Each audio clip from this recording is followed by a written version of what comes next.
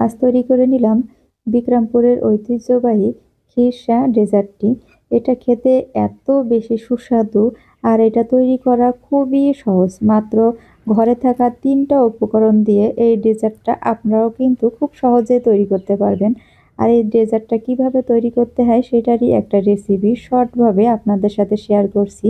এটা মূলত মাটির পাত্রে সেট করা হয়, কিন্তু আমার কাছে যেহেতু মাটির পাত্র নেই, ঘরে থাকা আমার যেইগুলো আছে তার ভিতরেই আমি সেট করছি। একটা ছোট্ট কড়ির পাত্রেও আমি সেট করছি। আমি বাটিটা আপনাদের সামনে একেবারেই উবুড় করে দেখাচ্ছি। দেখেন, এটা কিন্তু এর থেকে একটু নড়ছে না, পড়ছে না। তার মানে এটা পারফেক্টভাবে সেট হয়ে গেছে। আর এর জন্যই কিন্তু রেসিপিটা আপনাদের সাথে শেয়ার করছি, যাতে আপনারাও খুব সুন্দরভাবে এটা তৈরি করতে পারেন। আর এটা তৈরি করার জন্য যা যা লাগছে আমি প্রথমে 2.5 লিটার গরুর দুধ নিয়েছি, 100 গ্রামের মতো গুঁড়া দুধ নিয়েছি। আর যে পরিমাণ মিষ্টি আপনার পছন্দ হবে সেই পরিমাণ মিষ্টি দিবেন, কিন্তু এতে মিষ্টির পরিমাণটা কম থাকলে খেতে খুবই বেশি ভালো লাগবে।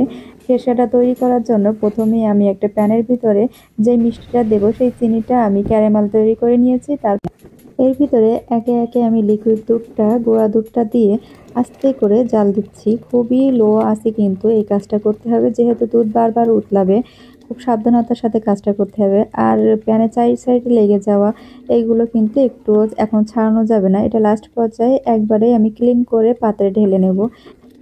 শেষ পর্যায়ে থিকনেসটা যখন এমন হয়ে আসবে তখন এটা পরিবেশনের জন্য সার্ভ করে নেবেন। এভাবে আপনারাও তৈরি করতে পারবেন কিন্তু।